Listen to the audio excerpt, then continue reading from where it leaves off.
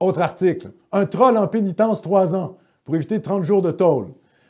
Un troll coupable d'incitation à la haine pour ses propos odieux sur les musulmans diffusés sur YouTube après la tuerie à la Grande Mosquée de Québec devra passer 3 ans en pénitence s'il veut éviter 30 jours de prison. Pierre Dion, un Montréalais de 51 ans, vient d'obtenir des tribunaux une chance de montrer à la société qu'il regrette vraiment ces insultes proférées dans 2 vidéos qu'il a mises en ligne le jour du 2e anniversaire de ce drame en janvier 2019. En plus de garder la paix durant cette probation de 3 ans, Dion devra effectuer 100 heures de travaux communautaires d'ici 18 mois pour susciter la conscience de sa responsabilité, a dit le juge Downs.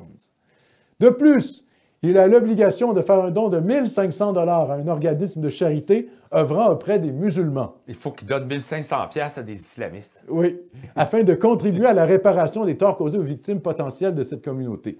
L'ex-résident de Terrebonne, sur la Rive-Nord, se voit également interdire d'acquérir des armes et de partager publiquement tout message concernant la communauté musulmane ou l'islam sur les réseaux sociaux ou ailleurs sur le web. On imagine pour la période de 3 ans. L'article suit. La première vidéo que Dion avait diffusée le jour du 2e anniversaire de la tuerie à la Grande Mosquée de Québec, le 29 janvier 2019, s'intitulait « Alexandre Bissonnette, le condamné injuste », en référence au tireur qui s'est avoué coupable de meurtre de 6 victimes de confession musulmane.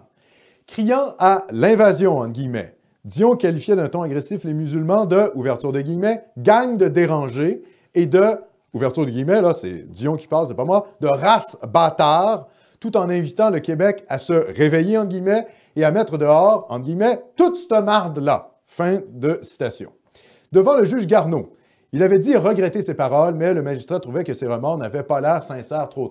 Bon, alors écoutez, là ici, ça revient à ce que je vous disais plus tôt, hein, c'est-à-dire que les propos, on est dans le monde diversitaire. Ça veut dire quoi? Ça veut dire que ce que vous dites sur YouTube, ce que vous dites sur Facebook est surveillé et a une potentialité d'être criminalisé. Encore une fois, hein, Dion, il n'a pas fait des appels explicites à la violence. Il parlait de se réveiller. Il parlait de mettre dehors, bon, ces gens-là. C'est vaguement quelque chose de problématique. C'est pas, encore une fois, on voit que c'est la logique diversitaire qui est à l'œuvre. Je ne suis pas sûr, moi, que si un autochtone disait ça des Blancs, il serait condamné. C'est la logique multiculturaliste de la rectitude politique qui frappe.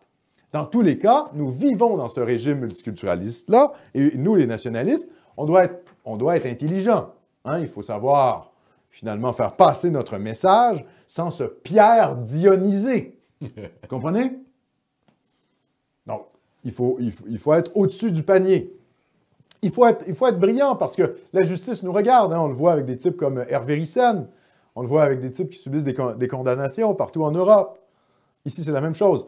La liberté d'expression dans le régime diversitaire qu'on connaît est strictement encadrée. Donc, il faut faire avec ces normes-là, les dénoncer, mais en tenir compte. Soyez brillants, soyez intelligents. Facebook ou Gab ou VK ou Telegram. Bon, Telegram, c'est crypté à la limite.